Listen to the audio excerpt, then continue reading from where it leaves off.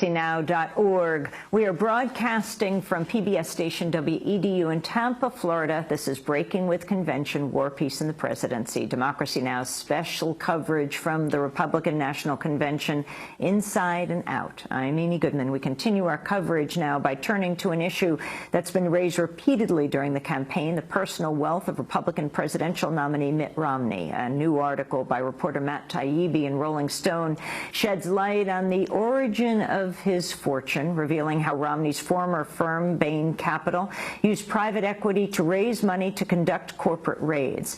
Matt Taibbi writes, quote, "What most voters don't know is the way Mitt Romney actually made his fortune by borrowing vast sums of money that other people were forced to pay back.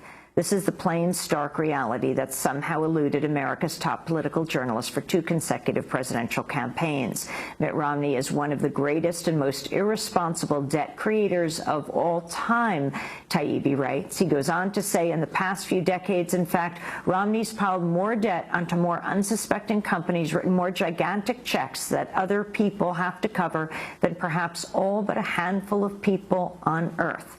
Well, Matt Taibbi joins us now, contributing editor for Rolling Stone magazine. His most recent in-depth piece called Greed and Debt, The True Story of Mitt Romney and Bain Capital. Author of the book also Griftopia, a story of bankers, politicians, and the most audacious power grab in American history. Matt Taibbi, welcome to Democracy Now!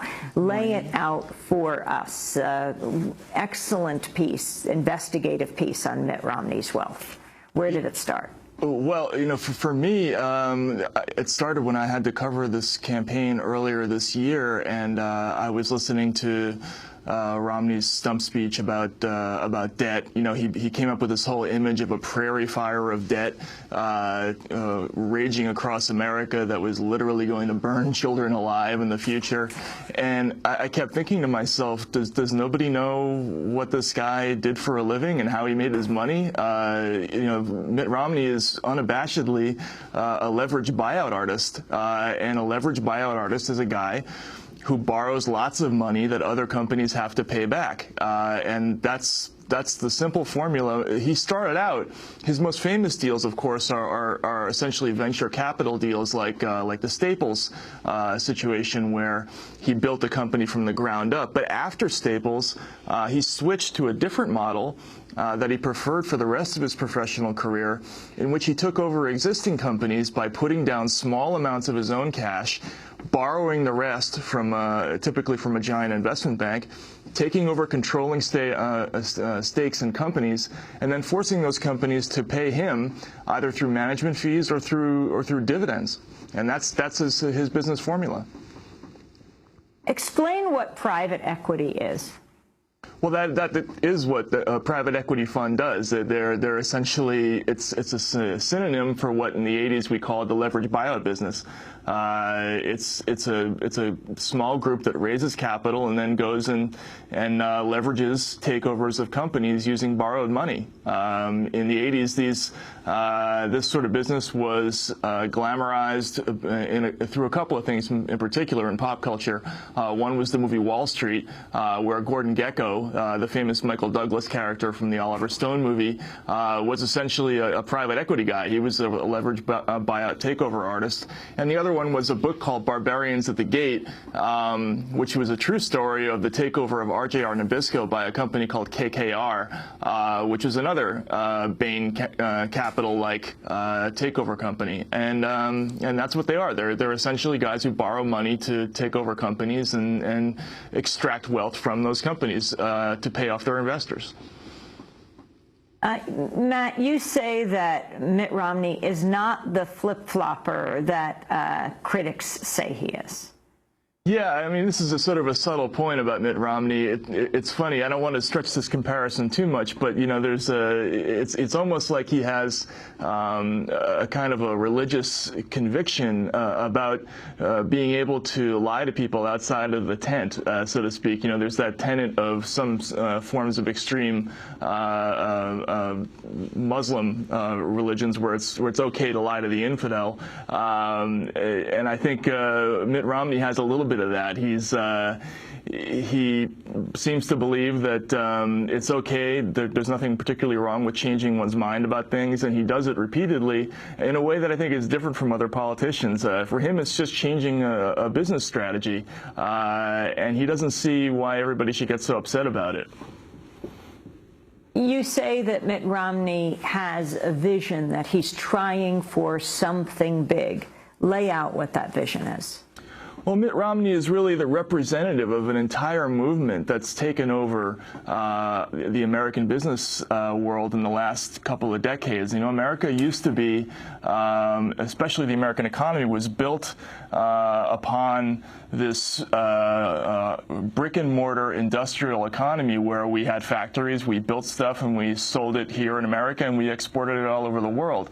That manufacturing economy was the foundation for our wealth and power for a couple of centuries. And then in the 80s, we started to transform ourselves from a manufacturing economy to a financial economy, and that process, which on Wall Street we call financialization, was really led that sort of this revolution where instead of making products, we made transactions, we made financial products like credit default swaps and collateralized debt obligations. We created money through financial transactions rather than building products and selling them around the world. And that revolution was really led by people like Mitt Romney. And the advantage of financialization from the point of view of the very rich and the people who run the American economy is that it was extremely efficient at extracting wealth and kicking it upward, whereas the old manufacturing economy had the sort of negative effect of spreading around to the entire population. In the financialization revolution, you can take all of the money and you don't have to spread it around with anybody, and Mitt Romney was kind of a symbol of that fundamental shift in our economy. Yesterday, Democracy Now!'s Mike Burke caught up with the Texas governor, Rick Perry, and asked him about his comment about Mitt Romney, calling him a vulture capitalist. Let's take a listen. You described Mitt Romney, compared him to a vulture. What did you mean by that? And you said his work with Bain Capital was indefensible. How are you? Those were your words during the primary season, Governor. Do you have any comments at all?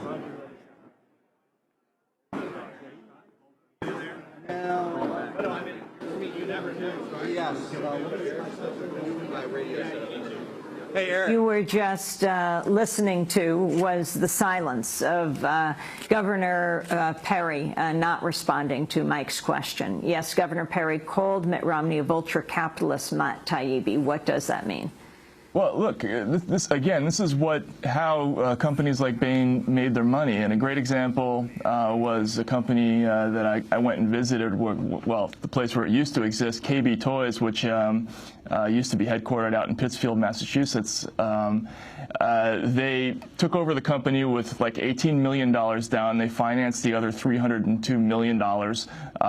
So that's borrowed money that subsequently became the debt of KB Toys. This is an important distinction for people to understand. When they borrowed that money to take over that company, they didn't have to pay it back. KB had to pay it back.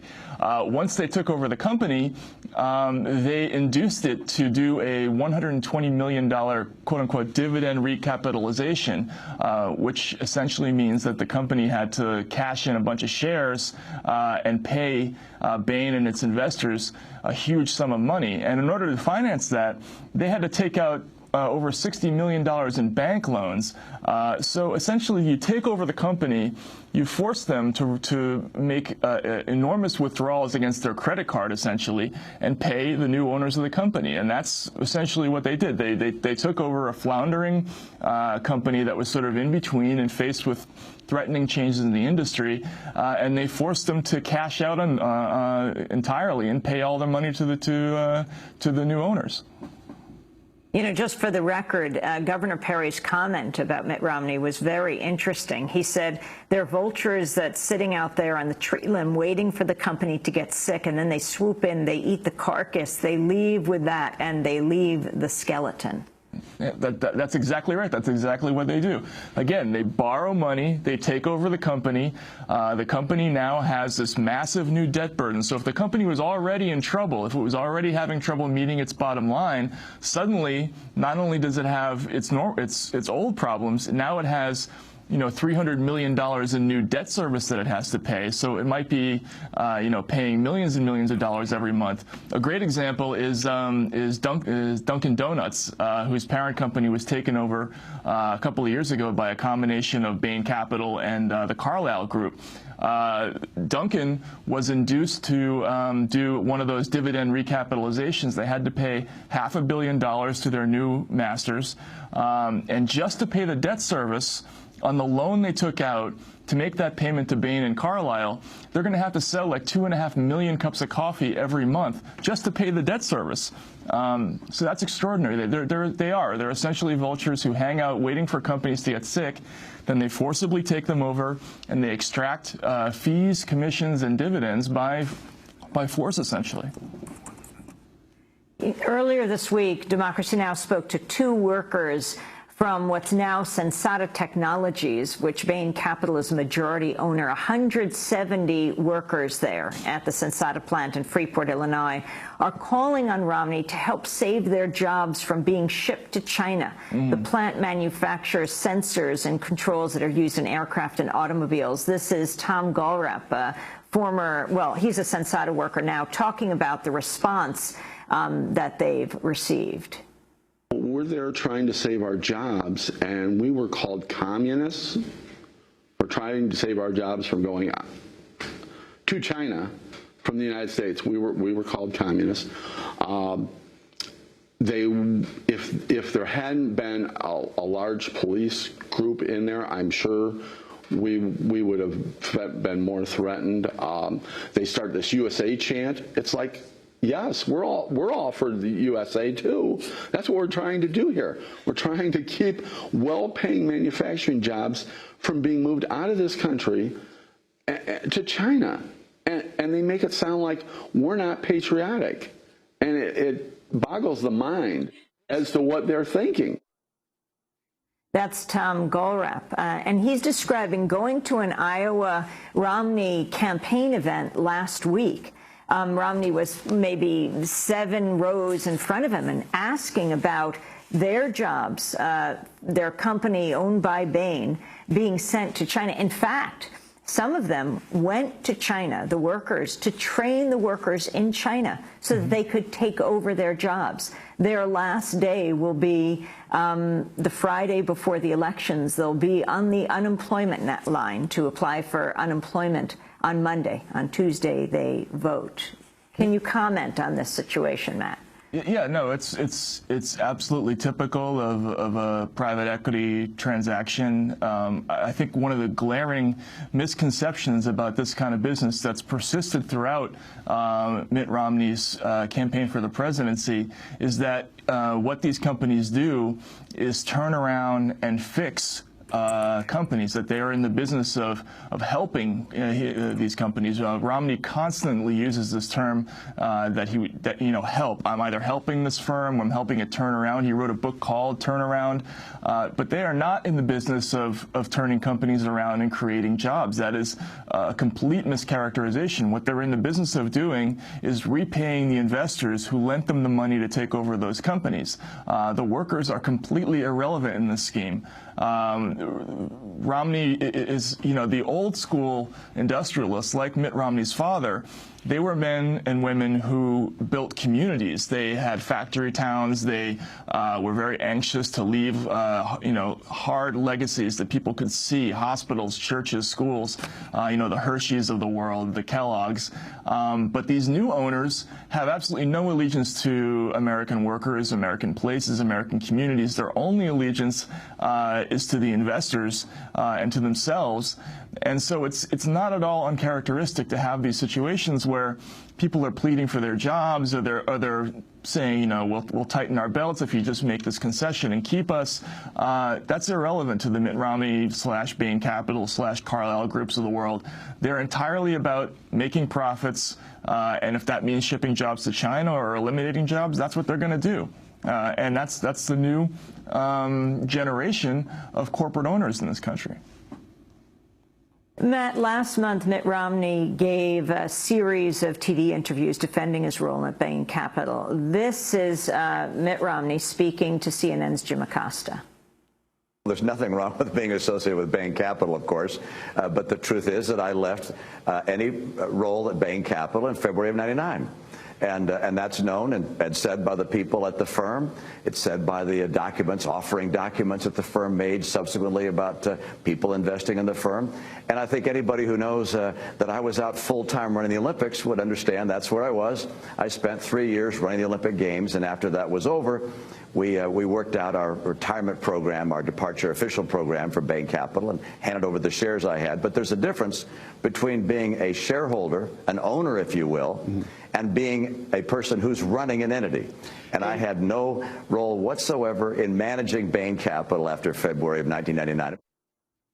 That was Mitt Romney on CNN. Matt Taibbi is referring to that time gap, 1999, when he said he left, to 2000, 2001, 2002, the significance of this.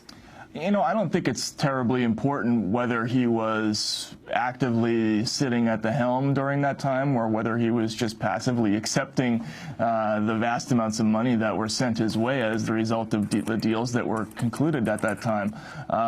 Again, Mitt Romney, Bain Capital took over KB Toys during that disputed time period and made an enormous profit. I think their profit was something like $100 million out of that deal, and Mitt Romney shared in that largesse, even whether he was, you know, actively strategizing or not. The groundwork for deals like that had been laid in the decades before that, where he was actively involved in deals like taking over a company like Ampad, which was a very similar deal to the KB deal. So it's irrelevant to me, and I think it should be irrelevant to everybody, whether he was actually working there or not. He shared in the profits and clearly didn't have a problem with any of those deals. Matt Taibbi, you have said that Mitt Romney's fortune would not have been possible without the direct assistance of the U.S. government. Yes, there's a tax deduction for all that borrowed money. So when Mitt Romney or Bain Capital, when they want to go take over a company like KB Toys and they borrow $300 million to do it, and that new debt becomes the debt of KB Toys. When KB pays the debt service, the monthly service on that debt, that service is deductible. And if that were not true, if they did not have that deduction, these deals would not be economically feasible. They wouldn't be possible. I spoke to one former regulator from the SEC who worked both in the SEC and as an accountant at a Big Four accounting firm. And he reviewed a number of these deals in both the public and private capacity. And he said without that deduction, he's never seen a deal that would have been economically, a private equity deal that would have been economically feasible. So this entire business model depends upon a tax break. Talk about Romney's role in Beals Brothers and Palais Royale, and how is Michael Milken involved with this? Sure. And just generally speaking, these private equity deals, they're made possible by these sort of get-rich-quick, easy money schemes that started appearing on Wall Street in the 80s. Again, in the old days, the real power in the American economy was belonged to the industrialists, the guys who and men and women who actually made things, because they were the primary sources of cash and revenue. But in the 80s, we started to develop all these new methods of simply creating money out of thin air. And the first great one in the 80s was Mike Milken's junk bonds. And this ability to conjure instant millions gave people like the fictional Gordon Gekko the power to take over, mighty companies, airlines, industrial companies, whereas 10, 15, 20 years ago, somebody who didn't have his own fortune would never have been able to take over those companies. And that's what happened with this transaction with Beals. Romney used Mike Milken's junk bonds to take over a couple of department store chains, which he subsequently merged. And even after finding out that Milken was under investigation and would shortly have to go to court to defend himself on fraud charges, Romney pressed ahead with the deal anyway and ended up making another tidy profit on that deal. Matt, finally, what do you feel reporters here at the Republican National Convention should be asking Mitt Romney about his time at Bain? Well, I just think and what his plans are for the presidency. Sure. I just think the one unanswered question that reporters just don't ask either of these people is they're making their entire platform about debt. Paul Ryan, his entire political profile is based on this idea that he's an enemy of debt and a budget slasher. And Mitt Romney has, again, he's banked his entire campaign rhetoric on this sort of prairie fire of debt theme, and yet this is a guy who made his fortune creating debt. For somehow this question has not been asked to him. How is that not hypocritical? It hasn't been asked of either of them, and I would like to see the mainstream press at least ask that question. I think it's an ideal debate question that should be asked somewhere down the line. Matt Taibbi, I want to thank you very much for being with us, contributing editor for Rolling Stone magazine. His most recent article in Rolling Stone is Greed and Debt, the true story of Mitt Romney and Bain Capital. Matt Taibbi is author of the book Griftopia, a story of bankers, politicians, and the most audacious power grab in American history. This is